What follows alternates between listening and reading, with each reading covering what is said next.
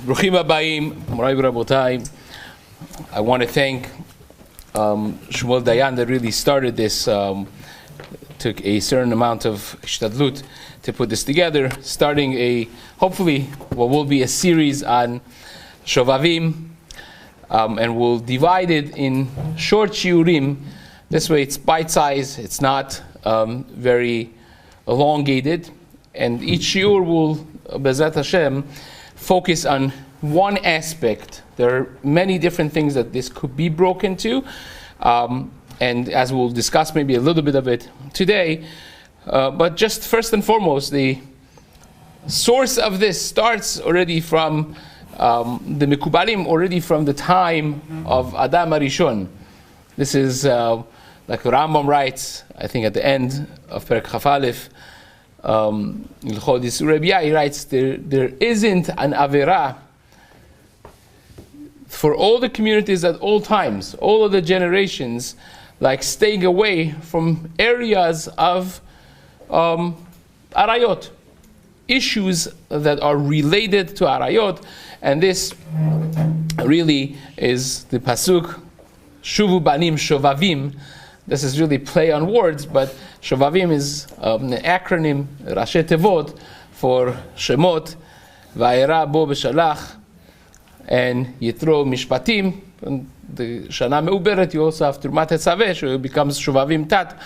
But those 6 to 8 weeks are Mesugal for fixing the areas of transgressions that are related to the Avon HaBrit. Now, it's not necessarily all Avon HaBrit, what we call Shechvat Zera Lebatala or Riyot HaAsurot.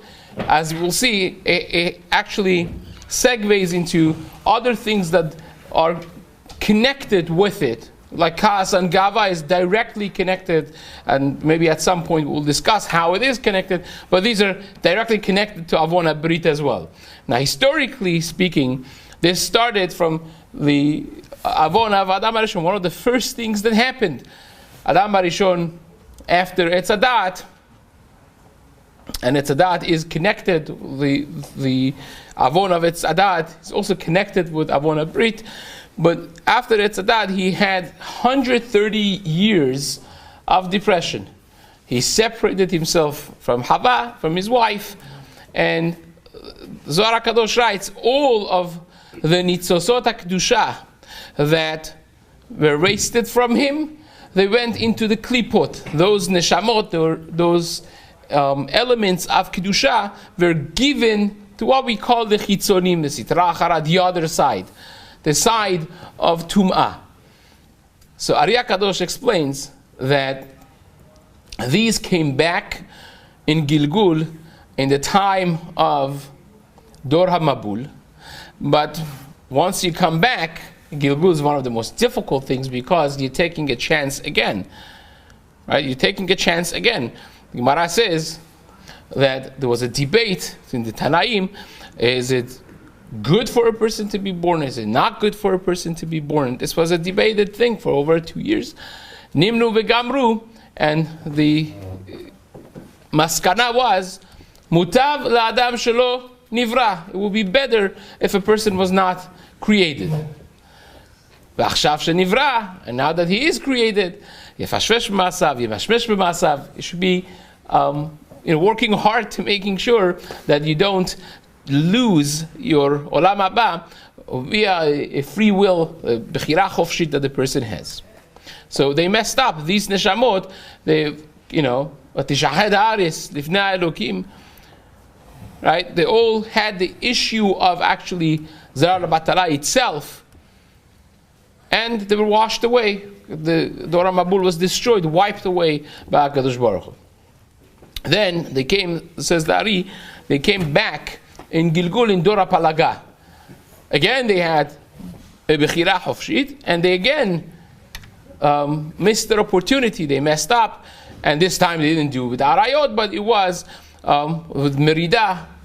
They rebelled against HaKadosh Baruch Hu. Hava nilvena levenim v'nisrefa lisrefa. Let us make bricks and build and go and fight with HaKadosh Baruch Hu. And says the Ari, they also were dispersed.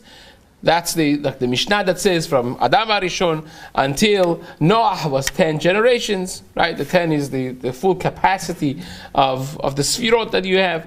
And then they were wiped away. A new beginning, when he emerged from water, just like the world emerged from water in the beginning, was a new creation, the time of Noah, right? It started from Shabbat again, right? Yonah Matzah Bo Manoach came out, and he also got depressed, and he had an issue of Zera Rabatala, however that happened with his grandson and so on. But that became another 10 generations until Avraham Avinu. So the Rav Palaga missed it as well, and says the Ari, they all came back, those Nitzosot and those Neshamot came back in the door of the Galut of Mitzrayim. Hence, says the Ari, Kol haben hayilod hayeora tashlichuhu, that we're going to have in this week's parasha, that they would throw the kids into the Nile, into the Nilos.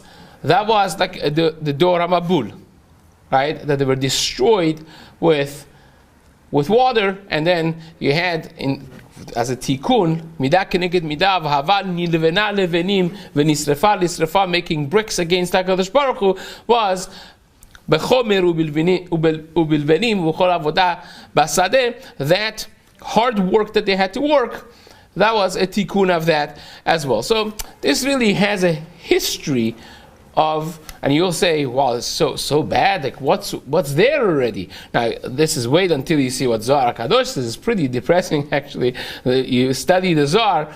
Zohar HaKadosh seems to say that this Avera is the only Avera that doesn't have tshuva.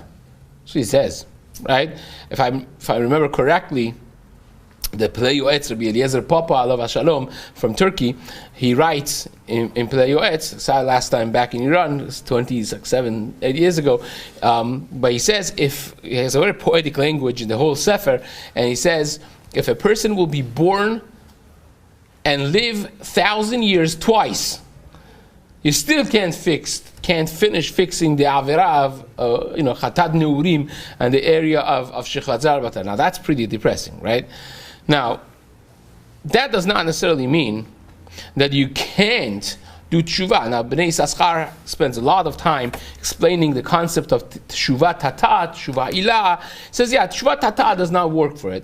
Surface tshuva, which is shitchi and not really deep, emerging from a person's heart, real charata and azivat achet, that does not work. But if you have something that really, really means and comes from the heart, that tshuva, nothing could stop. Sometimes it becomes hard. It's a harder tshuva, but nothing, en davar omed bifnei tshuva.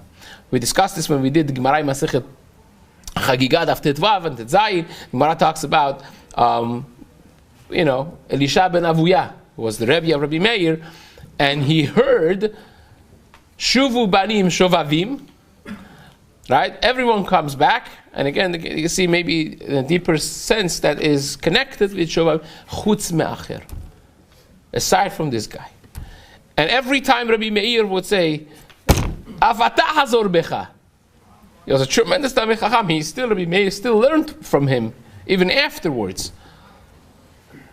And he would answer him, he would say, Kevar shamati ma'chorei hapargod, I already heard a message from Hashem that I cannot go back. And the Gemara assumes that as a mistake, that there is nobody that can't go back. Achav was Melech Rasha, one of the people who lost his chelek to Olam Haba, like the Mishnah says in the beginning of the 11th parak of Sanhedrin.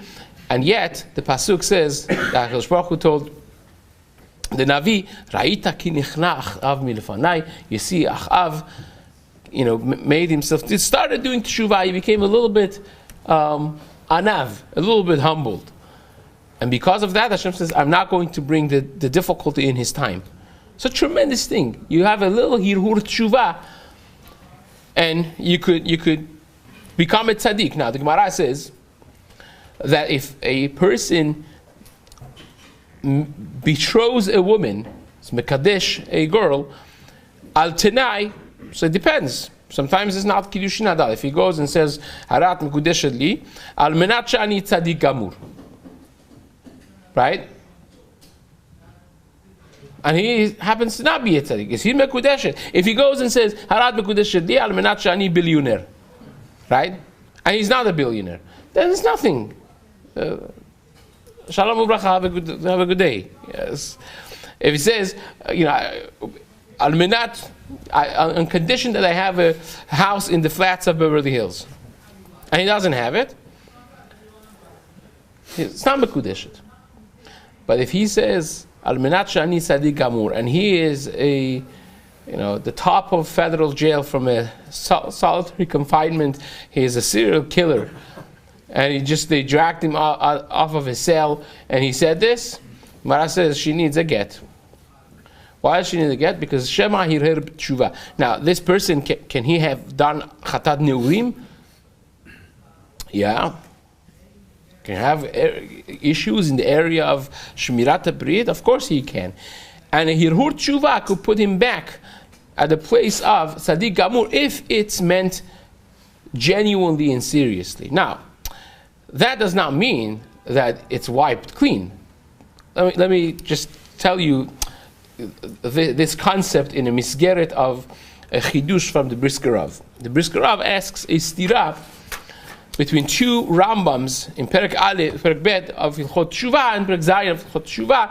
Rambam in the beginning discusses and spends a lot of time in process of Tshuva. And it says, well, if you really have charata and really want to fix, when you do the tshuva, when you do vidui, and it comes with charata and azivat ached, if it's mitzvat aseh, lo zaz misham ad shemo chalinoto.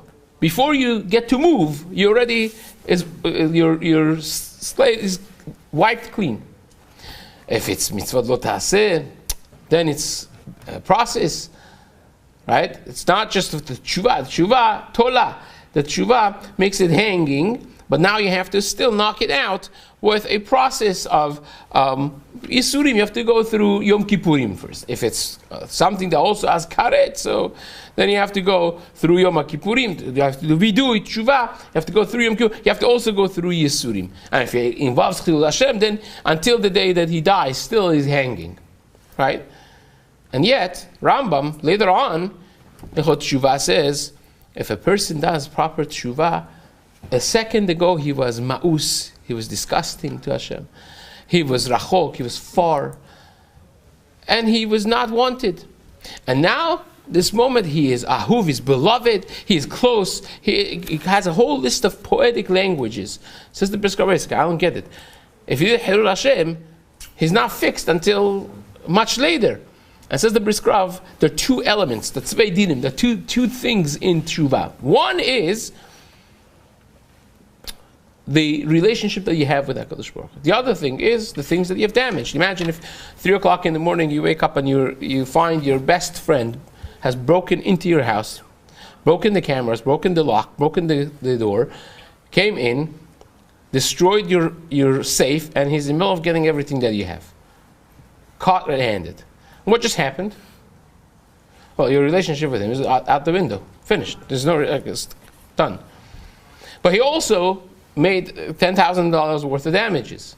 Now, if he wants to do tshuva, he has to restore his relationship with you by asking mechila, and that, which us, the human beings, are going to have a very hard time doing it.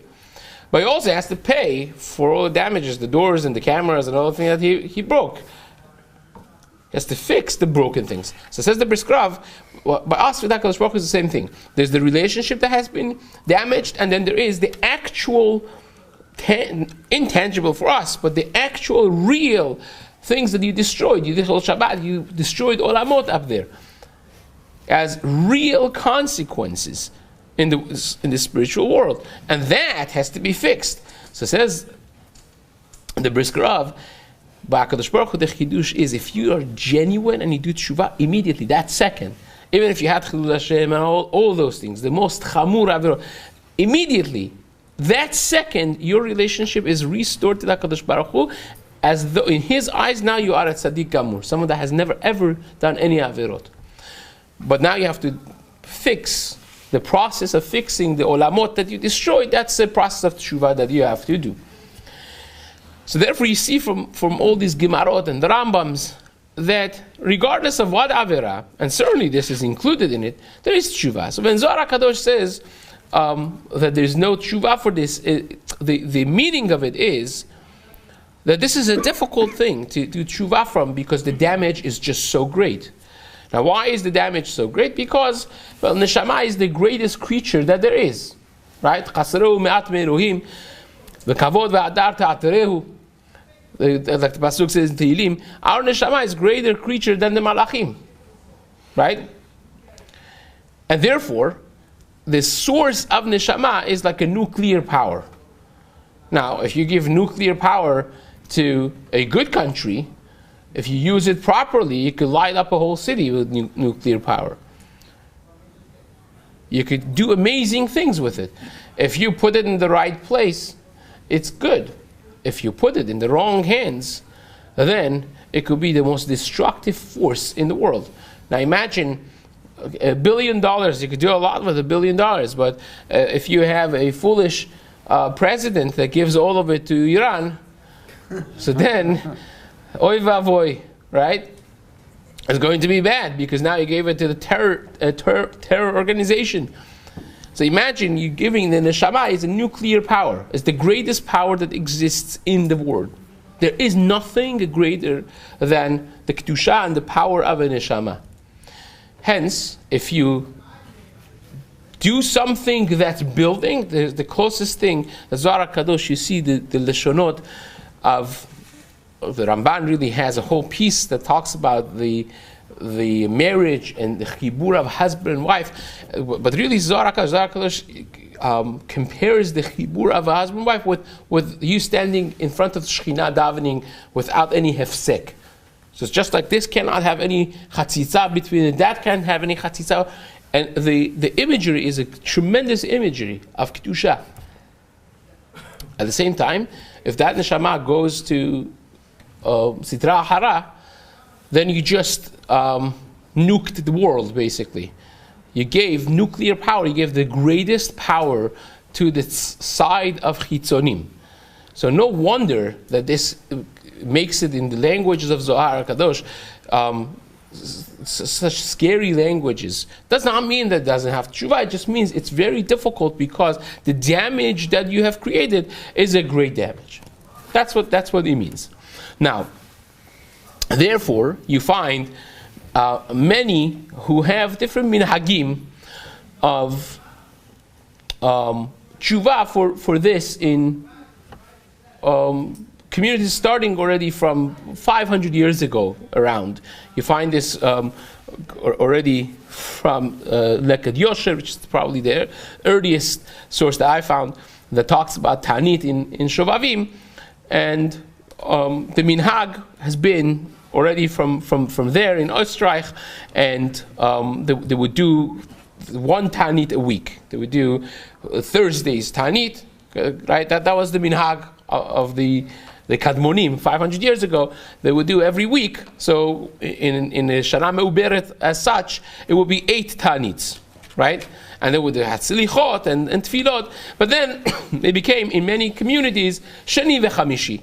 They would do Mondays and Thursdays fast during the course of Shovavim. This the Trumat Hadeshen, Rabbi Yisraeli brings this as well. That he himself, he writes that he would fast in the days of Shovavim. In many other sources that I put over here, it has been brought also La'alacha Magen Avraham on Shulchan Aruch in the beginning of Siman Tafresh Pei Hey, brings this actually minhag that in the days of Shovavim they would fast, and the fast would be like any other Tanit Tzibur, and they would say Slichot in Shacharit in the days of Tanit as well. Right? Now, Al Pi Kabbalah, this is just even not the non-Mekubalim. There's like the Trumat Hadeshen and Lekad Yosher. This is not, well, look, Lekad Yosher really does bring from Mekubalim as well, but this is not necessarily, this is just halachic achronim that talk about the minhagim of different kihilot in the time of Shovavim. Al Pi Kabbalah, this is actually the 6 weeks of Shovavim, of Shemot V'Harav Shalach Mitro Mishpatim, are divided to 6 different areas of tikkun in the general aspect of Shovavim. So the Parashat Shemot is the Tikkun HaBrit. So this is the first week, is the most important for direct Tikkun HaBrit, which is called the Tikkun of Shishim Ribo, because of the Neshamot of Klal Yisrael. Like the Gemara says, that there were Shishim Ribo, and Chazal mentioned that this was the Neshamot that are in the Guf. There are Shishim Ribo, there are 600,000 general Neshamot, and then you could have sparks of different Neshamot and so on. Hence you have more than 600,000 people, so you could have people walking around with the nitzosot of the same Neshamot. Like Arya Kadosh and Shara Gilgulim has a lot to say about this. On the other hand, you could have someone, he counts many of the Tanaim that they had multiple nitzosot of different Neshamot in them, up to 6 different Neshamot being in one person in aspects of nitzosot. That exists as well. Parashat Vayera becomes a tikkun of nida. Now, tikkun pegam b'berit could be what, generally speaking, is used as shvazera lebatala. Now, but it doesn't end there. It could be like Maran Chida writes when he tries to explain why people have a minhag of Tevilat Ezra, right? Which means Tevilat Ezra is a takana, one of the 10 takanot that Ezra Sofer made, which is mentioned in Baba Kama Daf Pei Bet. There is that the person cannot daven or learn before going to mikveh after having a similar emission. So the people, including many Hasiduts, that every morning they go, without missing, they go before tefillah, they go to tevilah. So where did that start from? So Maran Chida says sometimes a person could be trying to go to bathroom, and a little shechvat zera could be released without anything more than that, and that by itself is a tum'ah of shechvat zera, and therefore hence the minhag of tevilah every single day, even though that you don't know of any tum'ah that may have been brought, right? But then there is a thing of nida, right?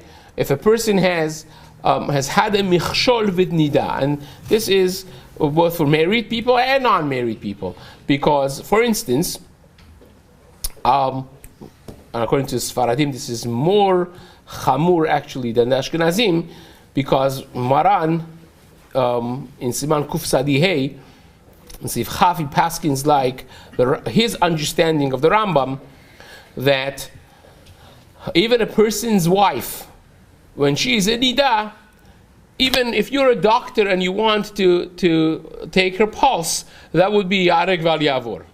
So that's what Maran Paskins, right? The Shach disagrees with him. He understands the Rambam differently, and the Ramban, generally speaking, in that sugya disagrees with the Rambam anyways. So there is what to be discussed there, but Maran of Shulchan Aruch, both in Beit Yosef and in Shulchan Aruch, Paskins like that, and we're bound to it to a great degree for the most part.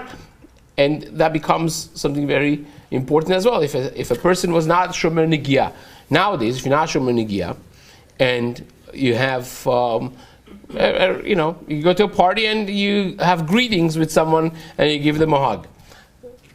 And it could be not even a married person. If it's Eshet Ish, this is a different story. If it's not Eshet Ish, still, all of the Pnuyot are Nidot nowadays, right? So there you have, an Avon of Nida, again, related, even though that it's not necessarily what we would generally speaking refer to as the Avon of Tikkun of Avon Nida. But that's, again, just to show that these things could be very subtle. This is not really subtle, but in the mind of people, at least, it could be very subtle. So what if I shook hand and I gave a greeting hug or whatnot, and these things could be serious, when you explore them, even on a halachic base. Even on a halachic base, when you explore them, there could be serious issues right there. Now, intellectual honesty, I have to say that every person has to ask in many of these areas. They should ask their Moreh Horah. Every person should have a personal Moreh Horah that they talk to.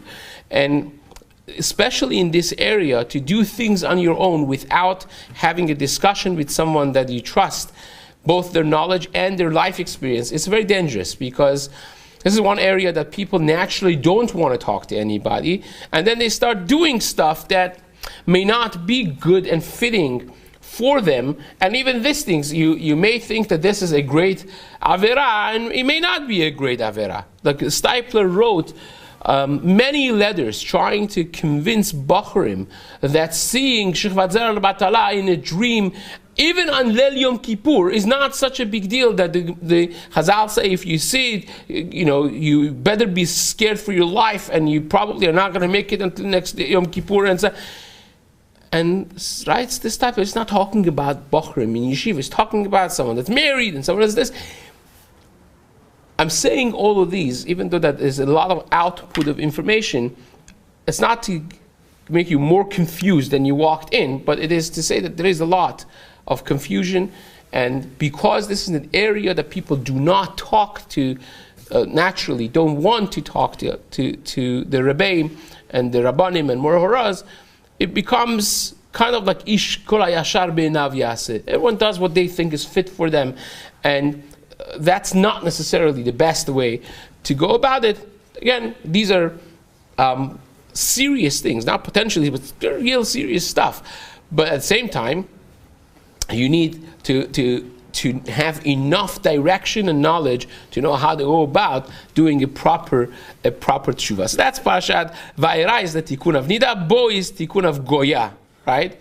With a Goya, not everything is mutar, right? It could be a little bit more kal in certain aspects of Nida and so on and so forth. The Maharsha talks about this.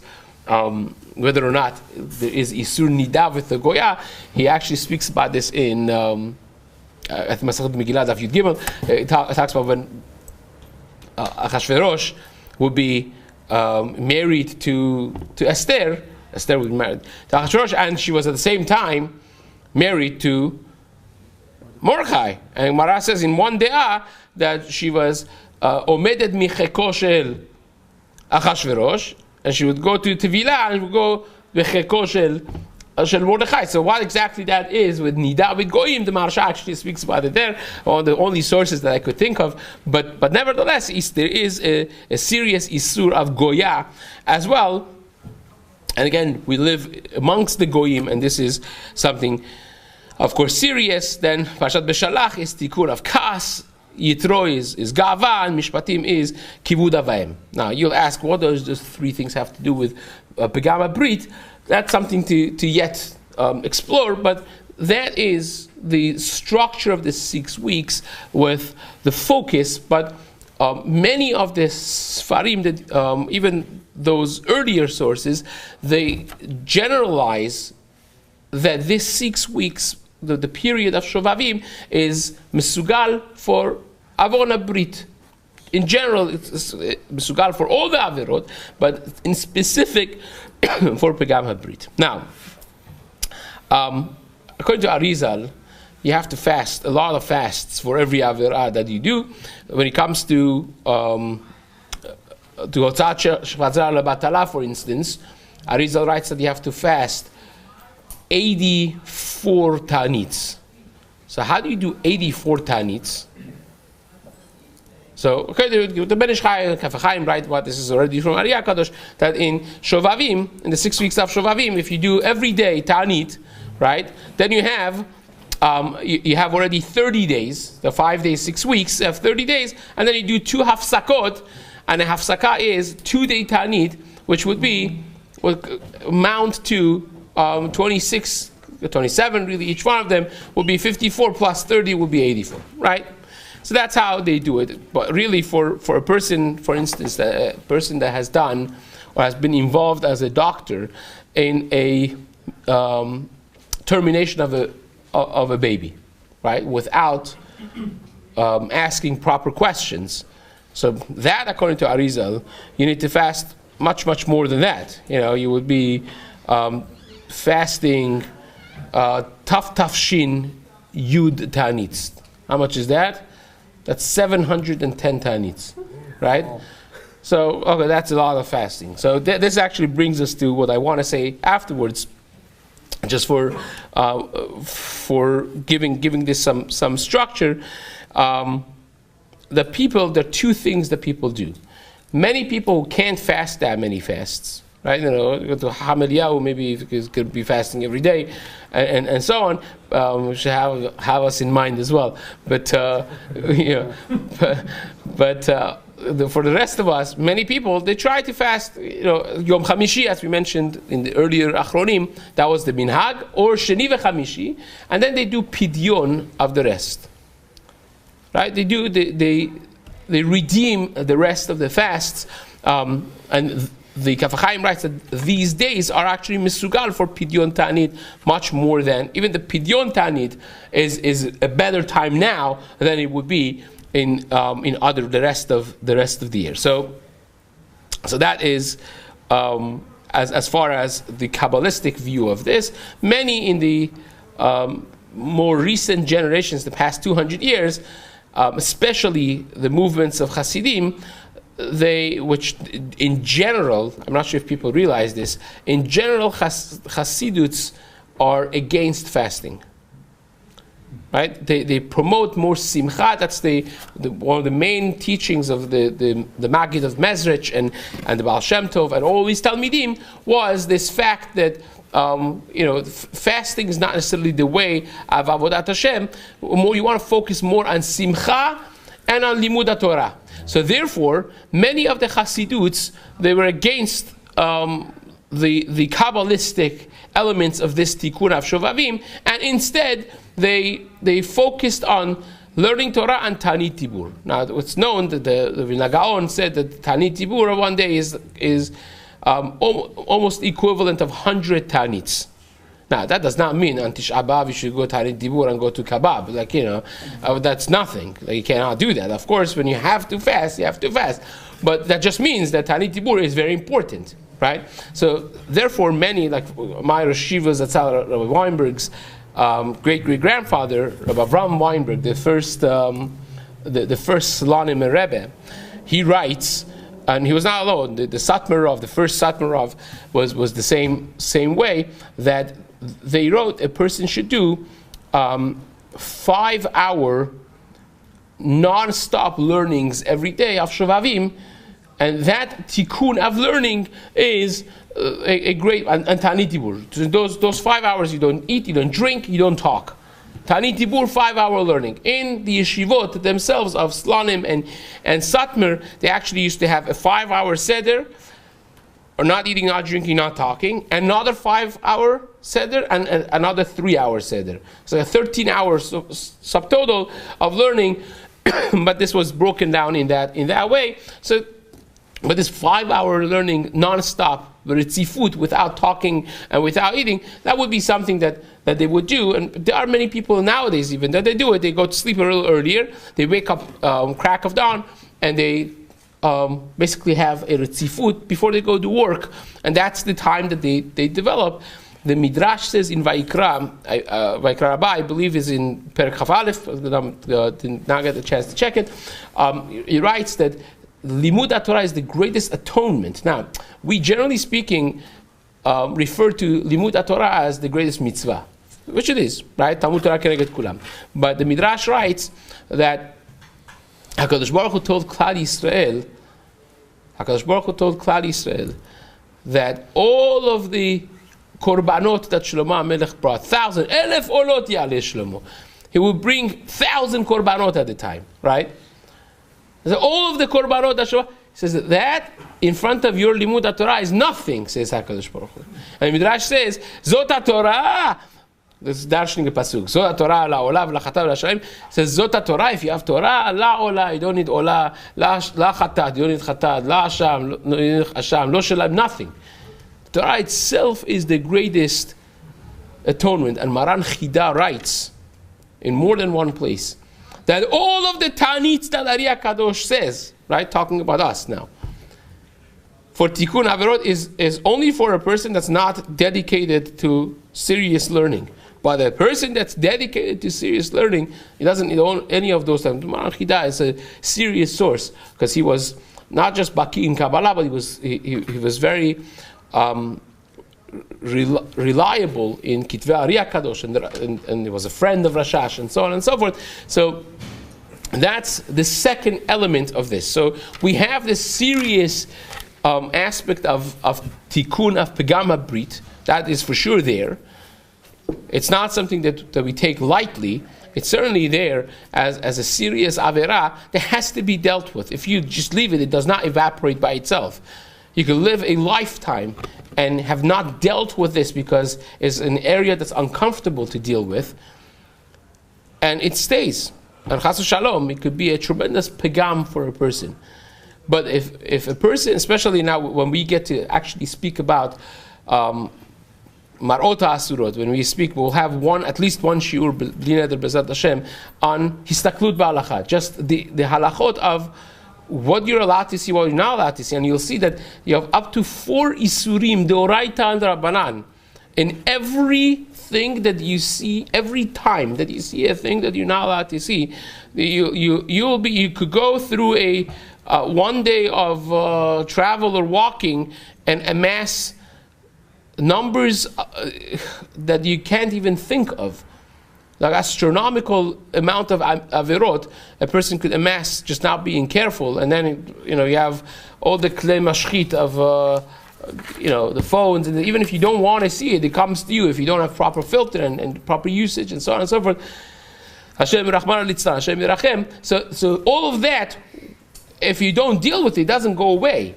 But dealing with it, and this is the main point that I want to make, dealing with it does not mean that a person is rolling in ice and fasting 84 tanits and he looks like a half-dead person at the end of Shovavim.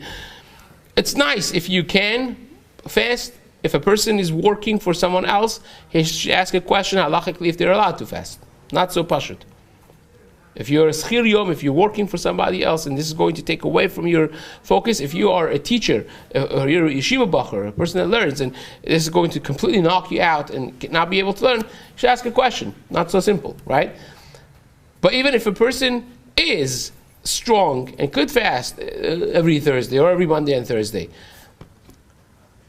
the realization that the main tikkun for our generation comes from a complete dedication and devotion to learning Torah, and that's based on the Ari HaKadosh himself, on Maran Chida, and the Midrash that we learned. There's much more to be said about that. That's really the main point to realize, that by itself is an atonement and a kapara. B'ezrat Hashem, next week we will focus, which is going to be probably one of the main shiurim, we'll focus on the shitot of the Rishonim, to understand this sugya very, very briefly, but in a very technical and text-based way, how the Rambam understands the Isur of Histaklut Ba'alacha, what you're allowed to look at, what you're not allowed to look at, what is from the Torah, what is the addition from rabbinic sources. It's important to note, because we think it's a Chumrah, or we think not everything is the Oraita, not everything is the Rabbanan, not everything is a Chumrah. And it's important to learn them together from the Rambam and Tosafot and Rabbi Yonah and so on, up to Shulchan Aruch, which B'ezrat Hashem we will spend some time in the weeks to come. Chazaku Baruch.